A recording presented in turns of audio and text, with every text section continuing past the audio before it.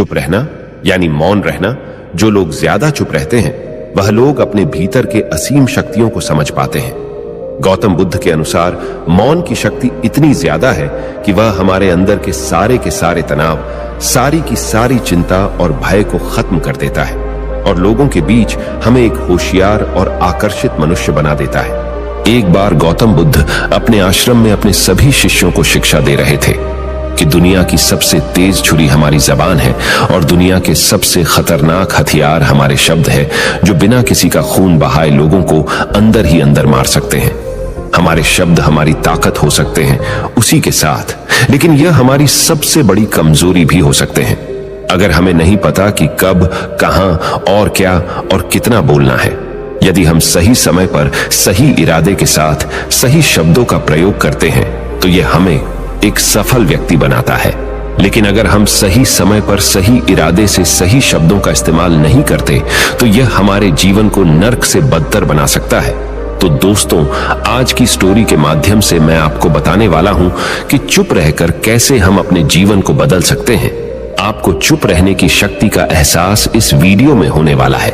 Video शुरू करने से पहले कमेंट बॉक्स में नमो बुद्धाय लिखकर वीडियो को लाइक जरूर करें। तो चलिए शुरू करते हैं। इस कहानी को जापान में एक बहुत ही प्रसिद्ध बौद्ध भिक्षु रहा करते थे। उनका नाम रिसाई था। रिसाई अकेले रहते थे। दुनिया के शोर शराबे से दूर जंगल में वो रहते थे और वह बड़े ही ध्यानी और प्रभु भक्त व्यक्ति थे, इसलिए वह पूरे जापान में बहुत अधिक प्रसिद्ध थे। एक दिन एक राजकुमार रिसाई के पास आया और बोला, हे प्रिय भिक्षु, मैं हमेशा थका हुआ, निराश और परेशान महसूस करता हूँ। मेरा मन बहुत अशांत रहता है। हालांकि मेरे पास सब कुछ है, दौलत, शोहरत, सुख सुविधाएं जो हर व्यक्ति चाहता है या पाने की इच्छा करता है, लेकिन फिर भी मेरे अंदर इतनी अशांति और चिंता क्यों है? रिसाई ने उसकी बात बहुत ही ध्यानपूर्वक सुनी और कुछ सोचने के बाद कहा, तुम इस प्रश्न का उत्तर जानते हो, बस तुमने कभी इस प्रश्न को हल करने की कोशिश नहीं की है। रिसाई ने आगे कहा, मैं एक रिसर्च करना चाहता हूं, क्या तुम मेरा साथ उसमें दोगे? इस रिसर्च के बाद तुम्हारे जीवन में किसी भी तरह की अशांति और चिंता नहीं रहेगी। ये बातें सुनकर राजकुमार बहुत हैरान था। उसने रिसाई से कहा, बताइए मुझे क्या करना होगा? अपने मन की शांति के लिए मैं कुछ भी करने को तैयार हूं। राजकुमार की इन्हीं बातों को सुनकर भिक्षु ने कहा, तो फिर आप अगले 15 दिन के लिए मेरे आश्रम में रहोगे और एक सामान्य व्यक्ति की तरह अपना जीवन व्यतीत करोगे और इन 15 दिनों में तुम अकेले और चुपचाप रहोगे, जितना हो सके कम बोलोगे। राजकुमार उस भिक्षु की बातें सुनकर सहमत हो गया। पहले दिन राजकुमार को लगा कि उसका मन सामान्य से अधिक अशांत और विचलित है। उसके मन में तरह तरह के विचार आ रहे हैं थे और वह आम लोगों की तरह जीवन जीने में असहज महसूस कर रहा है। उसे अंदर से बोलने की इच्छा हो रही थी, लेकिन वह चुपचाप रहा। उसके मुंह से एक भी शब्द नहीं निकला, बस वह चुपचाप बैठा रहता। लेकिन रात होते होते उसे अंदर ही अंदर शांति का अनुभव होने लगा। उसके लिए यह अनुभव अजीब था। वह खुद से पूछ रहा था कि वह अंदर ही अंदर इतना खुश क्यों है और उसकी आंतरिक बेचैनी और चिंता कम क्यों होने लगी है। अगले दिन राजकुमार अकेला चुपचाप बैठा रहा और वह प्रकृति को निहार रहा। वह पौधों को, फूलों को, आकाश में उड़ रहे पक्षियों को, वह अपने जीवन में पहली बार यह अद्भुत दृश्य महसूस कर रहा था कि उसके पास कितनी सुंदरता है। वह दिन भर प्रकृति की सुंदरता को निहारता रहता और उसकी ताजगी को महसूस करता रहता। इसी तरह से 10 दिन बीत गए और उसके मन की सारी बेचैनी, सारी हलचल, सारी उथल पुथल और सारा तनाव गायब हो गया। 11वें दिन की सुबह राजकुमार फिर से एकांत में बैठ गया और कुछ ही मिनटों में उसकी आंखें अपने आप बंद हो गईं और वह गहरे ध्यान में चला गया। वह पूरे दिन वहीं पर आंखें बंद करके बैठा रहा और गहरे ध्यान में डूबा रहा। ना कोई शब्द, ना कोई चिंता। राजकुमार भीतर से असीम शांति और आनंद से भर गया। राजकुमार अपने बाकी के 4 दिन इसी तरह गहरे ध्यान में व्यतीत करने के बाद 15 दिन बाद रिसाई के सामने प्रस्तुत हुआ और रिसाई को प्रणाम करके बोला, प्रिय भिक्षु, मुझे उत्तर मिल गया कि मेरे मन में इतनी उथल पुथल और चिंता क्यों थी। मैं जान गया कि मेरा मन इतना अशांत और विचलित क्यों था। रिसाई मुस्कुराते हुए पूछा, बताओ क्या उत्तर मिला तुम्हें? राजकुमार ने कहा, मैं आवश्यकता से अधिक बातें करता था। मैं किसी पर भी अपने शब्द और ऊर्जा व्यर्थ करता था। मैं दिन भर अपने लोगों से फालतू की बातें करता रहता। और फिर उन्हीं के बारे में अकेले में सोचता रहता और ज्यादातर समय नकारात्मक ही सोचता रहता। इस तरह मैं बस अपना समय बर्बाद कर रहा था। ज्यादा बोलने और नकारात्मक सोचने की वजह से मेरा मन अशांत और बेचैन हो गया था और इसी वजह से मैं किसी भी काम को ठीक से नहीं कर पा रहा था, जिसकी वजह से मैं हर काम में असफल होने लगा और फिर इन्हीं लगातार मिलने वाली असफलताओं की वजह से ही मैं और भी उदास और चिड़चिड़ा हो गया। इन्हीं सभी चीजों की वजह से मेरा जीवन नष्ट हो रहा था। लेकिन यहां पर बिताए हुए 15 दिन मेरे लिए पूरी तरह से अलग थे। मुझे कुछ अलग ही एहसास यहां पर हो रहा था। अब मुझे ऐसा लग रहा है मैं अपना जीवन पूरी तरह से जी रहा हूं, लेकिन इससे पहले मैं अपना जीवन गलत तरीके से जी रहा था। और मैंने यह भी सीखा कि हमें सिर्फ ध्यान करने की जरूरत नहीं है। ध्यान अपने आप होता है जब हम शांत और मौन होते हैं। ध्यान के पिछले कुछ दिनों के दौरान मैंने जो पहली चीज सीखी वह यह है कि मनुष्य के जीवन की सबसे महत्वपूर्ण चीज स्वयं को जानना ही है। यह सुनकर रिसाई ने कहा, सिर्फ तुम ही नहीं, दुनिया में ज्यादातर लोग जरूरत से ज्यादा बोलते हैं। आज भी लोग ज्यादातर समय केवल एक दूसरे को नीचा दिखाने के लिए ही बोलते हैं। कुछ लोग ना चाहते हुए भी बातें करते हैं और अपना जीवन बर्बाद कर लेते हैं। रिसाई ने राजकुमार को चुप रहने का महत्व समझाते हुए कहा। एक बार गौतम बुद्ध से उनके शिष्यों ने पूछा, प्रिय बुद्ध, आप ज्यादातर समय चुप क्यों रहते हैं? बुद्ध ने कहा, क्योंकि चुप रहने से व्यक्ति अंदर से अनंत शांति की गहराइयों में होता है। मौन अपने भीतर उतरने की पहली सीढ़ी है। मौन के बिना स्वयं को जानना असंभव है। स्वयं को जानने और समझने का पहला नियम है कि मौन हो जाओ। उतना ही बोलो जितना अत्यंत आवश्यक हो। बेफिजूल की बातें करना छोड़ दो। तुम अचानक पाओगे कि 90% से भी ज्यादातर लोग व्यर्थ ही ज्यादा बोलकर अपना समय बर्बाद कर रहे हैं। ना बोलने का कोई भी नुकसान नहीं है, लेकिन यदि आप ज्यादा बोलते हैं तो आप अत्यधिक गलती कर देते हैं। अगर व्यक्ति कम बोलना शुरू कर दे तो दुनिया की 90% मुसीबतें कम हो जाएगी। झगड़े फसाद कम हो जाएंगे, उपद्रव कम हो जाएंगे। अगर लोग थोड़ा चुप रहना सीख लिए, संसार की बहुत सारी समस्याएं हैं, बहुत सारा उपद्रव सिर्फ बोलने से पैदा होते हैं। सारी बात मौन सीखने की है। जब तुम नहीं बोलते तब तुम एकांत में अकेले हो गए। भरे बाजार में भीड़ में खड़े हो नहीं बोलते। हिमालय के शिखर में पहुंच गए। जिसने मौन की कला जान ली वो भीड़ में भी अकेले होने की कला जान लेता है। एकांत में तो आदमी स्वर्ग में है। दूसरे की उपस्थिति ही बेचैनी पैदा करती है। पहले तुम्हें चुप रहने की शक्ति को धारण करना होगा। इससे तुम अधिकतर ऊर्जा को बचा लोगे और फिर इस स्थिति में पहुंच जाओगे कि तुम कम बोलने लगोगे। अगर तुम किसी के यहां पर जा रहे हो और परेशान हो जाओ तो ऐसे में उचित है कि आंखें बंद कर लो और अपने में खो जाओ। वहां से आपको ताजगी महसूस होगी, क्योंकि तुम्हारे अंदर ही जीवन का वो स्रोत छिपा हुआ है, वह किसी दूसरे में नहीं है। इसके बाद राजकुमार उस रिसाई से पूछते हैं, आखिर कौन हमें अपने अंदर तक लेकर जाएगा? ये बातें सुनकर रिसाई बुद्ध कहते हैं, तुम्हें स्वयं ही अपने अंदर उतरना होगा और वहीं से परम राज्य जीवन का आनंद ले पाओगे। आनंद का यहीं से जन्म हुआ है। यहीं से तुम मौत में डूब जाओगे। यही तुम्हारा सूरज उदय होगा और यहीं से अस्त होगा। इसी प्रकार तुम बार बार इबकी लगाओ। जब भी तुम इबकी लगाकर लौटोगे वहां से तुम पाओगे फिर ताजगी भरी जीवन की नई संपदा मिलेगी। इस नई शक्ति के जन्म होने से तुम्हारी थकान गई, उदासी गई, चिंता गई। जैसे कोई स्नान करके लौटता है तो शरीर शीतल हो जाता है, शांत हो जाता है। ऐसे ही जब कोई भीतर से साफ होकर वापस आता है, मौन में स्नान करके लौटता है, तो समस्त अस्तित्व, समस्त व्यक्तित्व शांत और मौन हो जाता है, आनंदित हो जाता है। जब तुम आंतरिक मौन की उस पराकाष्ठा पर पहुंच जाओगे तब तुम पाओगे कि बोलने से भी तुम्हारा मौन खंडित नहीं होता, वो बना ही रहता है। उसकी एक अंतर्धारा लगातार तुम्हारे भीतर बहती रहती है। तुम बोलते तो हो, तुम शब्द का उपयोग भी करते हो, लेकिन वो तुम्हारे मौन को खंडित नहीं कर पाती। एक बार गहरे मौन में स्थिर हो जाओ, फिर तुम्हारी वाणी में भी मिठास आ जाएगी। तुम्हारा बोलना संगीत पूर्ण होगा, तुम्हारा बोलना सत्य होगा। तुम बोलोगे तो दूसरों पर भी शीतलता छा जाएगी। जैसे ही तुम अंदर से चुप होते हो, तुम इतने शक्तिशाली होने लगते हो कि समाज की निर्भरता तुम छोड़ने लगते हो और तुम्हारे जीवन में एक मस्ती आती है जो केवल दीवानों के जीवन में होती है। तुम्हारे चेहरे पर एक नई रौनक आ जाती है। तुम्हारी आंखें किसी अमृत के समान हो जाती है और तुम अनंत शांति के समुद्र में डूबने लगते हो। इतना कहकर भिक्षु रिझाई ने अपनी बात खत्म की और वो मौन में चले गए। राजकुमार उनका धन्यवाद कर कर अपने महल में चला गया। दोस्तों, आपने भी अनुभव किया होगा कि बहुत ज्यादा बात करने से दिमाग अशांत हो जाता है, जिससे हम अपने दिमाग पर नियंत्रण खो देते हैं और साथ ही अपना ध्यान भी खो देते हैं। जो लोग बहुत ज्यादा बोलते हैं, उनके पास किसी एक काम पर ध्यान केंद्रित करने की काबिलियत नहीं होती। वो अपने किसी भी लक्ष्य पर पूरी तरह से ध्यान केंद्रित नहीं कर पाते। अगर हमारा दिमाग एक जगह केंद्रित नहीं है, तो हम जीवन की सच्चाई नहीं समझ पाते और ना ही मनचाही सफलता कभी हासिल कर पाएंगे।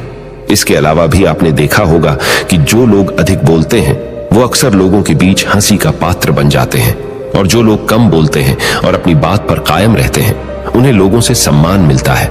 लोग उनकी बातों को सुनते हैं और उन पर भरोसा भी करते हैं। जो लोग जरूरत से अधिक बोलते हैं और अपने विचारों के बारे में पक्के नहीं होते, उनका दिमाग स्थिर और विचलित रहता है, शोर से भरा रहता है, और एक अशांत दिमाग वाला व्यक्ति जीवन में किसी भी चीज में सफल नहीं हो पाता, क्योंकि वह किसी भी काम में फोकस नहीं कर पाता। यदि किसी व्यक्ति को यह पता है कि उसे कब, कहां और क्या बोलना है, तो वह व्यक्ति सच में बहुत बुद्धिमान है, और ऐसा व्यक्ति जहां भी जाता है, उसका व्यक्तित्व आकर्षण का केंद्र बन जाता है, और वह जो कुछ भी करता है उसमें सफल अवश्य होता है। अगर हम किसी महान और सफल व्यक्ति के व्यक्तित्व को गहराई से देखें, तो पाएंगे कि वो कम बोलते हैं और कम से कम शब्दों में अपनी बात खत्म कर देते हैं। वो बोलने से पहले वो चीजों और जिसके बारे में उसे बोलना है, उनके बारे में गहराई से सोचते हैं।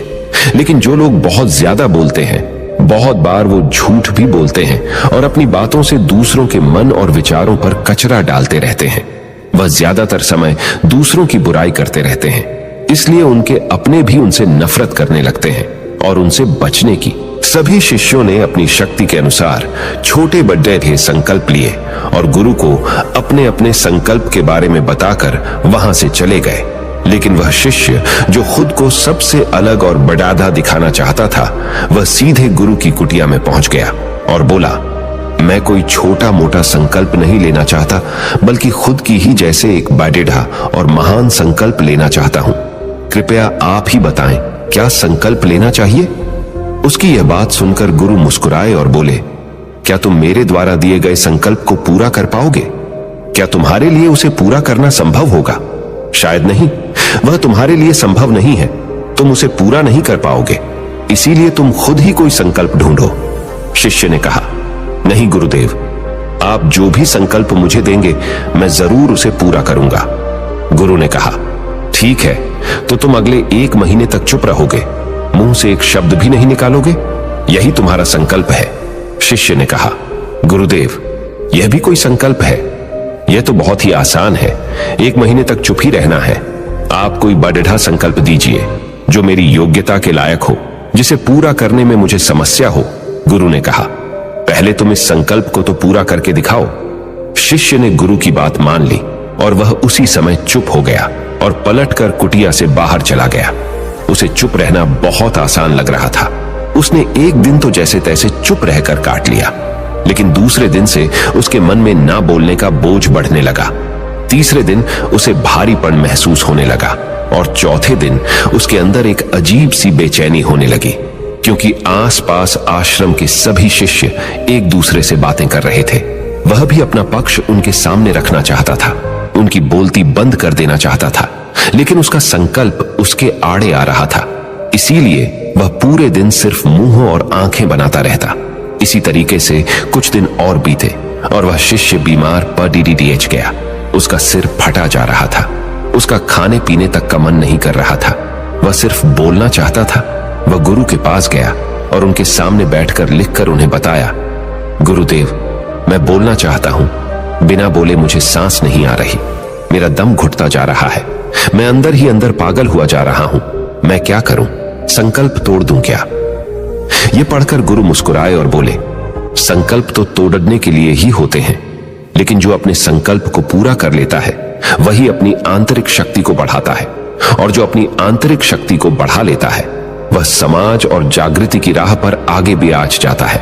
संकल्प का लेना भी तुम्हारे हाथ में था और इसे तोड़ना भी तुम्हारे ही हाथ में है। तुम्हारे बहुत से भाई अपने संकल्प को तोड़कर अपनी पुरानी दिनचर्या पर वापस आ चुके हैं। अगर तुमसे नहीं हो पा रहा तो तुम भी संकल्प तोड़कर अपनी पुरानी दिनचर्या पर वापस जा सकते हो। लेकिन याद रहे, अगर आज तुम इस छोटे से संकल्प को नहीं संभाल पा रहे तो तुम अपनी बाकी की पूरी जिंदगी को कैसे संभाल सकोगे? बाकी फैसला पूरी तरह से तुम्हारे हाथों में है। गुरु की यह बात उस शिष्य के दिल में चोट कर गई। वह बिना कुछ बोले वहां से वापस चला गया और खुद को अपनी कुटिया में बंद कर लिया। वह केवल अपने जरूरी कामों के लिए ही कुटिया से बाहर निकलता, बाकी सारे समय कुटिया के अंदर ही बैठा रहता। 15 दिन बीत चुके थे और आश्रम के लगभग सभी शिष्यों का संकल्प अब तक टूट चुका था, लेकिन उसका संकल्प अभी भी जारी था। संकल्प लेने के बाद से अब तक उसने एक शब्द भी नहीं बोला था। सारा आश्रम हैरान था कि इतना बोलने वाला इंसान चुप कैसे हो गया। 15 दिन बीतने के बाद वह दोबारा अपने गुरु के पास गया और लिखकर बताया है, गुरुदेव, मैं बाहर से तो चुप हूं, लेकिन मेरे भीतर बहुत सी आवाजें हैं, बहुत सी चीख पुकार और शिकायतें हैं। मैं अंदर ही अंदर बात करता रहता हूं। मेरा मन तरह तरह के प्रश्न पूछता रहता है। मैं बाहर से जितना मौन हूं, भीतर से उतने ही शोर शराबे से भरा हुआ हूं। क्या इस तरह से मेरा संकल्प अभी भी जारी है? गुरु ने कहा, हाँ, तुम्हारा संकल्प अभी भी जारी है, लेकिन जब तक लोगों की ये आवाजें तुम्हारे कानों में पेड़ी देती रहेंगी, तुम्हारा मन बोलता रहेगा, क्योंकि इसे तो आदत है बोलने की। तुम भले ही बाहर से चुप रहो, लेकिन तुम अंदर ही अंदर बोलते रहोगे। तुम्हें इन बातों से, इन आवाजों से दूर जाना पड़ ही रहेगा। शिष्य गुरु को प्रणाम कर वहां से चला जाता है और सुबह होते ही अपनी कुटिया छोड़कर जंगल की तरफ चला जाता है। कई दिन बीत जाते हैं, संकल्प का समय भी पूरा हो जाता है, लेकिन शिष्य लौट कर नहीं आया। आश्रम में सभी को डर था कि कहीं जंगली जानवर ने उसे खा ना लिया हो। इस बीच उसे ढूंढने की बहुत कोशिश की गई, लेकिन वह कहीं नहीं मिला। सभी गुरु भाइयों ने मान लिया था कि जंगली जानवरों ने उसे अपना शिकार बना लिया है, लेकिन गुरु को ऐसा नहीं लगता था। एक दिन आश्रम का एक अन्य शिष्य गुरु के पास आया और बोला, गुरुदेव, हमारे उस अधिक बोलने वाले भाई के साथ क्या हुआ होगा? क्या जानवर ने उसे मार दिया होगा? गुरु ने कहा, हो सकता है कि जानवरों ने उसे अपना शिकार बना लिया हो, लेकिन उसके न लौटने की एक दूसरी वजह भी हो सकती है। शायद उसे वह मिल गया है जिसके लिए वह गया था। फिर शिष्य ने पूछा, गुरुदेव, क्या ज्यादा बोलना इतना हानिकारक होता है? गुरु ने कहा, इंसान के जीवन के बहुत सारे दुखों में से एक दुख यह भी है कि वह कभी चुप नहीं रह सकता, हमेशा कुछ ना कुछ बोलता ही रहता है। सिर्फ हमारे बोलने के कारण हमारे आधे से ज्यादा दुख पैदा होते हैं। परिवार के अधिकतर झगड़ों की वजह हमारा बेमतलब बोलना ही होता है। हम में से कोई भी चुप नहीं रहना चाहता। हम बस सामने वाले को सुना देना चाहते हैं। जो भी हमारे मन में है सब निकालकर उसके मन में बैठा देना चाहते हैं। उसे समझा देना चाहते हैं कि देख, तू गलत है और मैं सही। और इस तरीके से सब एक दूसरे की सडड ही गली बातों को ग्रहण कर रहे हैं। इस तरीके से सुनने और सुनाने का यह काम जिंदगी भर चलता रहता है। लेकिन इस नासमझी में हम अपना समय, अपना जीवन, अपनी समझ और सबसे महत्वपूर्ण व कीमती पल जो जिए जा सकते हैं, जिनको अनुभव किया जा सकता है, जिनमें आनंद को प्राप्त किया जा सकता है, यह सब खो देते हैं। लेकिन इसके बदले हमें मिलता क्या है? कुछ नहीं, सब व्यर्थ और बर्बाद हो जाता है। इस पागलपन में हमने क्या खो दिया? इसका एहसास केवल कुछ ही लोगों को हो पाता है। बाकी लोग जैसे उन्हें अपने आने का पता नहीं, वैसे ही उन्हें अपने जाने का भी पता नहीं चल पाता। शिष्य ने कहा, तो फिर इसका समाधान क्या है? गुरु ने कहा, पूरी जागरूकता के साथ अपने विचारों को देखना यही एकमात्र तरीका है। सारी मानसिक समस्याओं का वर्तमान में रहकर चिंतन करना, पूरी जागरूकता के साथ अपना काम करना जिंदगी में चमत्कारिक बदलाव ला देता है। उसके बाद वह शिष्य गुरु से अपने प्रश्नों का उत्तर पाकर उनको प्रणाम करके वहां से चला गया। उस शिष्य को आश्रम छोड़कर गए हुए 3 महीने का समय बीत चुका था, लेकिन उसकी कोई खबर न थी। अब तक तो सभी गुरु भाइयों ने भी उसके वापस लौटने की उम्मीद छोड़ दी थी। लेकिन एक दिन वह आश्रम लौट आता है। उसे देखकर सभी के आश्चर्य और खुशी का ठिकाना न रहा। लेकिन अब वह नहीं था जो यहां से गया था, वह कुछ और ही बनकर वापस आया था। उसके अंदर एक गजब का बदलाव महसूस किया जा सकता था। उसके चेहरे पर एक गजब का ठहराव और आंखों में बनी शांति थी। आश्रम में आते ही सभी गुरु भाइयों ने उसे चारों तरफ से घेर लिया और बातें करने लग गए। वह भी अपने गुरु भाइयों से बातें करने लगा। उससे बात करने वाले सभी ने यह अनुभव किया कि अब वह पहले जैसा उतावला और बातूनी नहीं रह गया था। उसके मुंह से एक एक शब्द बहुत ही सुलझे हुए और मधुरता के साथ निकल रहे थे। थोड़ी देर तक गुरु भाइयों से बात करने के बाद वह सीधा गुरु की तरफ चला गया। उसने गुरु के चरण छुए और कहा, गुरुदेव, क्या मैं अब भी मौन हूं? क्या अब भी मेरा संकल्प जारी है? गुरु ने कुछ देर तक शिष्य की आंखों में बड़े ध्यान से देखा और कहा, हां, तुम अब भी मौन हो। तुम्हारे मुंह से एक भी शब्द निकल नहीं रहा और तुम्हारा संकल्प अभी भी जारी है। शिष्य ने कहा, गुरुदेव, जब मैं आश्रम से गया तो मैं मुंह से तो चुप था, लेकिन मेरे अंदर बहुत सी आवाजें थीं, मन में बहुत से प्रश्न थे और वह बंद नहीं हो रहे थे। तो मैं जंगल में चला गया, इस उम्मीद से कि वहां मुझे शांति मिलेगी और मेरे मन की बकबक कम हो जाएगी। लेकिन मैं जितना एकांत में जाता गया, मेरे अंदर की आवाज उतनी ही तेज होती गई। मेरे भीतर की पुरानी से पुरानी आवाज मुझे सुनाई देने लगी। तब जाकर मैंने महसूस किया कि मैं कितना गलत कर रहा था। जब मैं अपने परिवार वालों, दोस्तों को और गुरु भाइयों को बुरा भला कहता था, तो उस समय मुझे लगता था कि मैं सही कह रहा हूं। जब मैं गुरु भाइयों की एक दूसरे से चुगली करता था और उनका मजाक बनाता, तब भी मुझे यही लगता था कि मैं उनसे बेहतर हूं और मैं सही कर रहा हूं। लेकिन उस दिन मैंने पहली बार महसूस किया कि मैं कितना गलत बोलता था। काफी दिनों तक ये आवाजें, ये शिकायतें मेरे अंदर चलती रही, लेकिन धीरे धीरे करके एक दिन ये सारी आवाजें मेरे अंदर से समाप्त हो गई। अब मैं भीतर से भी मौन हो गया।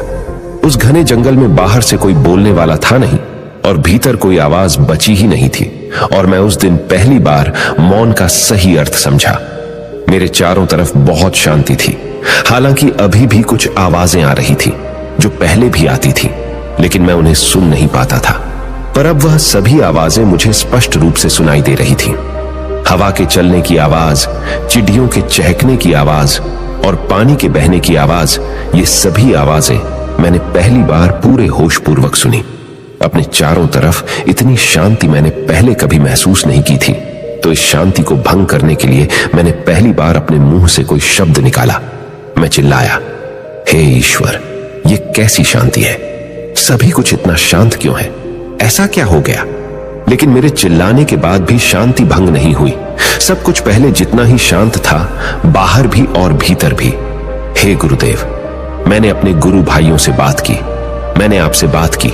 मैं बोल रहा हूं, मैं चल रहा हूं, मैं सब कुछ देख रहा हूं, लेकिन मैं अपने भीतर एकदम एकांत में हूं, मौन में हूं। भीड़ डैच में होता हूं, तब भी भीतर से अकेला एकांत में होता हूं। जब मैं खुद में भी शोर करना चाहता हूं, तब भी एकांत में ही होता हूं। अब सब दिखाई पड़ी डाहने लगा है, सब सुनाई पड़ी डाहने लगा है। गुरु ने कहा, जब तक हम बाहर की तरफ बोलते रहेंगे, भीतर अशांति ही रहेगी।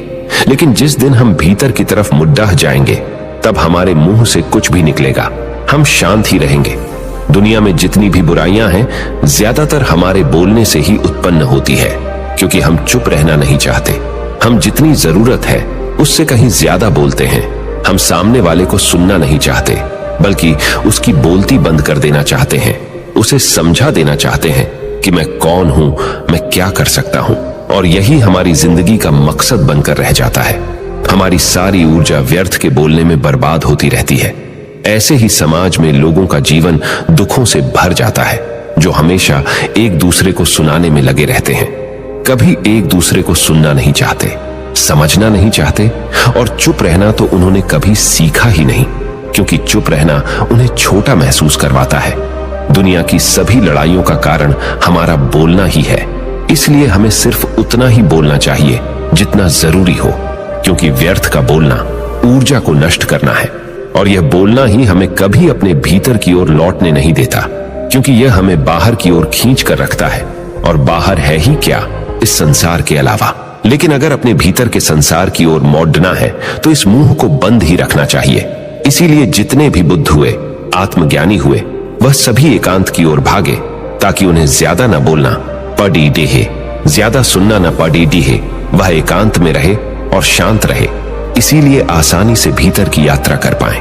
लेकिन अगर कोई चाहे तो इस संसार में रहकर भी एकांत में रह सकता है, शांत रह सकता है, लेकिन इसके लिए उन्हें अपनी ऊर्जा बचानी होगी, जिसे वह अब तक अपने व्यर्थ के शब्दों में बर्बाद कर रहे थे।